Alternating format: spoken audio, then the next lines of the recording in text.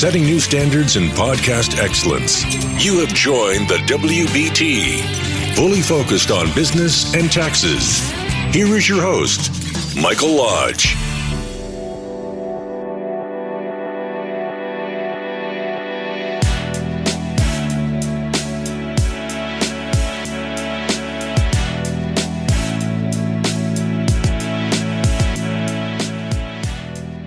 And good morning, this is Mike Lodge. Glad that you have joined me. It is a cloudy, windy day here in Palm Beach, Florida. Usually, most of the time, it's always nice and sunny here. Beautiful clouds up in the sky. Well, today we have a whole bunch of clouds and really, really windy. But that's what happens when you live in a tropical place. You never know what's going to happen. So what is our conversation going to be about today? Well, you and I are going to talk about how to get our businesses ramped up and ready to go after this COVID-19 thing. It's going to be fun. I guarantee it. I'll be right back. This is brought to you by Lodge & Co., a business and tax advisory firm where your success is our goal. Call us today toll-free at 888-681-1518 or visit us at www.lodge-co.com and learn more about what we can do for you. Lodge & Co., your source for sound business and tax services. So let me tell you.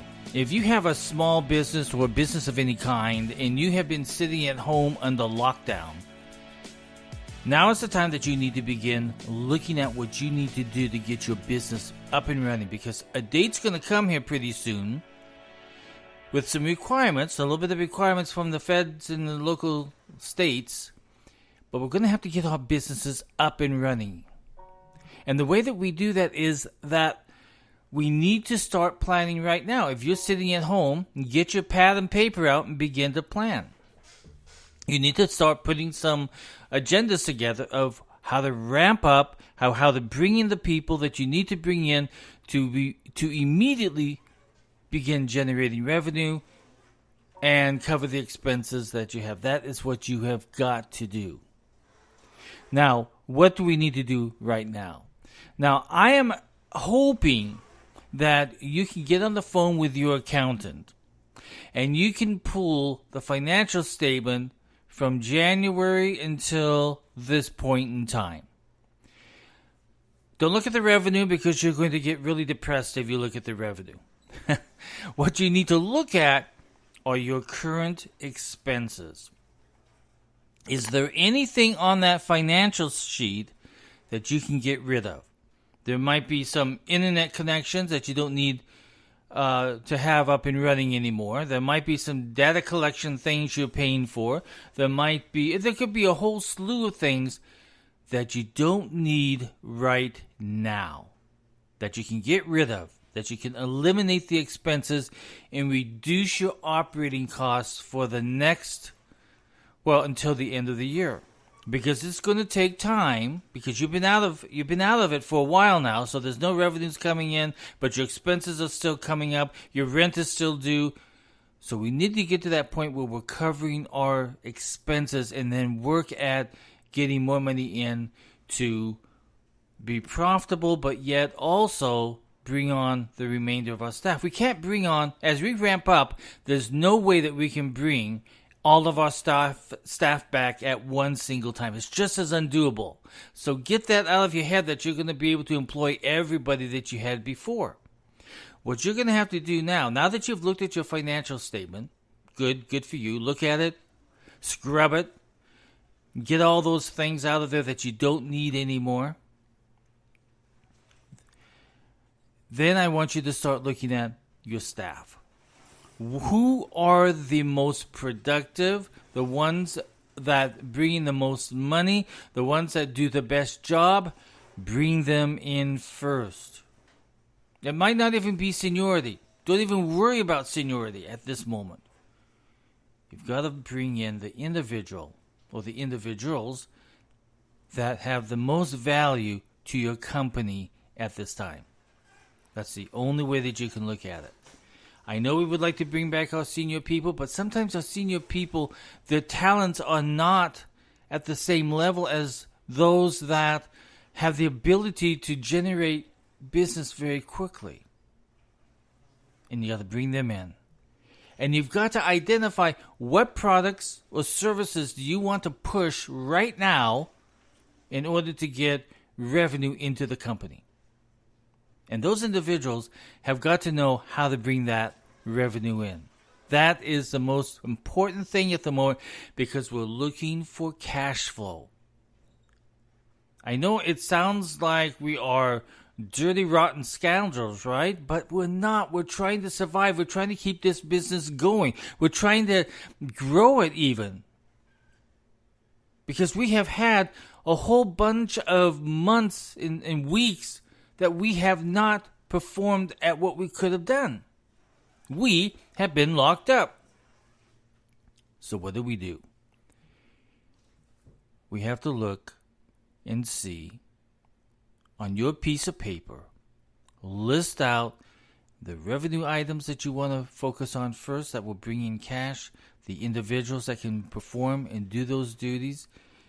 And then you've got to look at all of your accounts receivable. How much accounts receivable do you have sitting on your balance sheet that you can bring in right now or try to bring in right now? Look at your receivables. Do you have anybody out there that's 30 and 60, 90 days old? Now, you're going to have to work with them, so you're going to have to set up some payment plans. I'm afraid that's the only way that you can do it is by setting up some payment plans. In fact, you should be on the phone with them right now saying, pull your accounts receivable out of your balance sheet or out of your accounting system. Look at the 30, 60, 90, and 120 days out there and start working out payment plans. So at least you can start bringing in some money. Now, you're going to have to give them some time too, but at least you have some agreements in place of what you're going to do. We can do this. You can do this. So it's really about sitting down. And listen, I tell this to my clients all the time. Stop diddle-daddling and do something for your business because you have the ability to think. You have the ability to plan. You have the ability to look at the products out there or services out there that you can start pounding on first. You have that ability. Get your piece of paper. In fact, I don't even want you to get a piece of paper. I want you to buy a journal. And in that journal, I want you to start planning what you're going to do. I want you to start putting in there all the conversations that you have had with your vendors. I want you to look at the individuals that generate revenue for the company and see who are the leaders in your teams. You probably already know who they are, but bringing those people first. Because those are the people that are going to help you bring back the other people. That's our goal. We would really like to bring back these people. But we can't do it all at one time, so we have to ramp it up. Step by step by step. So get your journal and start writing out your steps. Write it out, change it if you have to. Put down your accounts receivable, all the people that you have talked to. Look at your employees. Look at your revenue streams that you look at. But get it done because you don't have much time here. The president is going to announce at any given time. In fact, all of you across the world, you are going to start having dates where you can open up your businesses again. You've got to be ready. You can't just sit there and do nothing. You've got to be ready. That's the most important thing of this whole thing. I'm talking about America now. We are a nation that is so big, so vast, so diversified, that if we want to be ahead of everybody else, we have got to plan.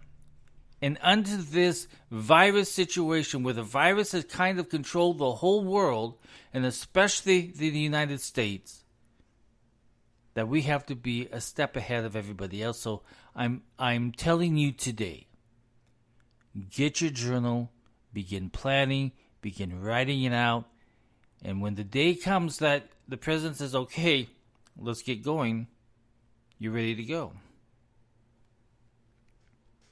So that's my talk for the day. The other thing I wanted to talk about, I'm kind of mystified at this numbers game that the healthcare industry and the CDC and the government wants to put out there.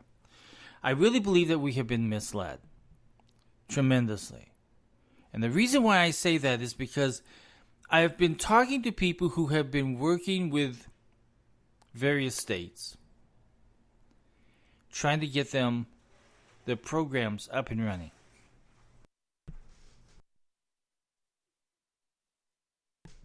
And the problem, sorry, I had to cough there. The problem with this whole thing is that the states' programs, their healthcare programs that they have running in their healthcare departments, are so far out of date that the collection of their data is corrupt because they're not looking at things correctly. And the biggest problem in talking to programmers and consultants who have been working with various states throughout the United States, they have found that there is this lack of knowledge within the programmers that the state has hired, the people who have been there 20, 30 years. Instead of focusing on the programs, they're more concerned about the political aspects, of what they do in their job.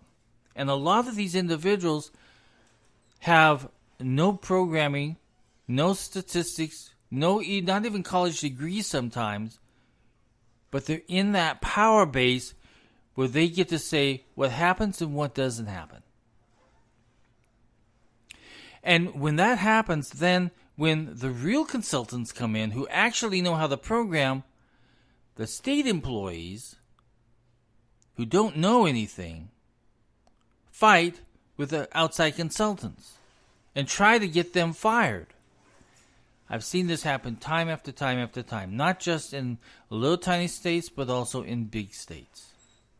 So if you're looking at numbers, you need somebody who is a programmer but also knows the statistics, how to look at statistics, how to look at numbers, how to look at the data in and the data coming out. They've got to be able to analyze that. When they're just writing code, they don't think about the other aspects of the data that they need to collect. So the data that is going up into the CDC is not good data. And that's my biggest problem. We have been relying upon all this data from all over the states to put into this model that is supposed to predict how many infections are going to be and how many people are going to die from this virus. And as you can see, this is exactly what has happened. We were at 2 million. They forecasted 2 million people were going to pass away, right? They're going to die from this virus. Then, a couple of weeks ago, they went down to 200,000 people would die. Then in this last week, they said, we're about 60,000 people that will die. And it's because, and the reason why these numbers kept changing in their model is because the data was corrupt at the very beginning. It's still corrupt right now. And I bet you that we'll even see that 60,000 go even down even further. And not only that, but the data that we were getting from China and from Italy and all these other countries, their numbers had other things mixed into their numbers that had nothing to do with Corona, had nothing to do with COVID-19. That is corrupted data. So we were making decisions of what we saw in Italy, what we saw in Germany, what we saw in China. But we know automatically that anything that's coming out of China is nothing but gunk. It's nothing. It's worthless. So that's bad data. But we were basing our models on what other countries were doing, not looking at what kind of a country it is. Excuse me, what kind of a country it is, the individuals there, their healthcare situations. Because we know in Italy, heavy smoking, heavy drinking, high cholesterol, high blood pressure, etc. It was all over the board. So we were looking at them, at Italy, and looking how they were reporting their numbers but the individuals there, they were ready to go anyway because they were in such bad health. So everything got locked down because they didn't know what to look at. The numbers were bad. The information was bad. So what I think that needs to happen is that, and I don't even trust what the World Health Organization does anymore because I just don't. They are defending China and they're defending all these people when we know everything came from China. The World Health Organization defends them. So I have nothing to believe in that. But what I do believe that we have to do, we need some standardization. And I believe that it's time that the federal government sits down with the individuals from the state government and begin to say, okay, this is what we need from you. Set some guidelines, standardizations, so that everybody in every single state, every single county, every single hospital is reporting the same data in the same mannerism, same methodology, because I can't say the other word. But that's what we need to have. We need standardization.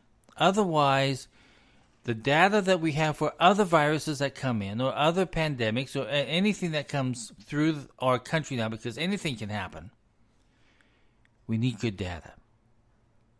So the very first thing out of those $2 trillion that the American government has put aside for this virus, you need to put some money aside and say, this is what we need to do in our reporting of data so that we know how to handle things. And in that database, it's got to cover what ages, what were their current healthcare condition, if they had any complications. We need to know that.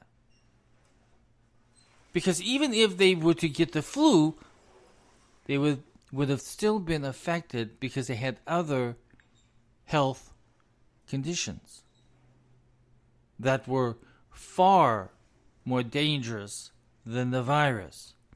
So we need to, as a country, standardize our reporting process, and that every state, every county, every municipality, every hospital, every federal government agency are reporting the same type of data on our nation. Now, this isn't going to happen overnight, but you need to start laying the foundation of how we need to begin reporting from this day onward. Then when we get ours done, we can then say, okay, world, this is what we have done. If you want to work with us, step in and we'll include you in our meetings. And we want to work with your programmers too, but we need to know what you're doing also in the international community of healthcare. But the American government has got to take a lead on this because we need good data. We need really, really good data in order to make good decisions on how we handle pandemics and other healthcare scares that this nation may have. Listen, if you have any questions or comments, send me a text at 818-252-5682, 818-252-5682, and I'll be more than happy to answer your questions. But listen, go out there today, get your journal, begin to ramp up your business, get prepared, because any day now, we are going to go back to work, and we need to be ready.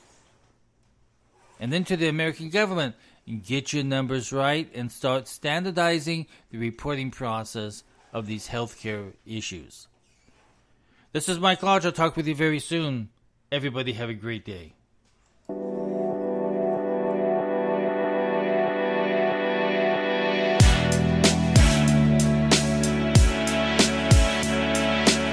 Thank you for listening to the WBT with Michael Lodge.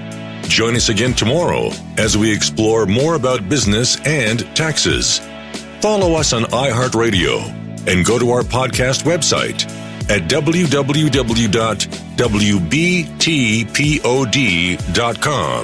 and listen to all of our podcasts and read our blogs. This podcast has been produced by Michael Lodge, fully focused on content.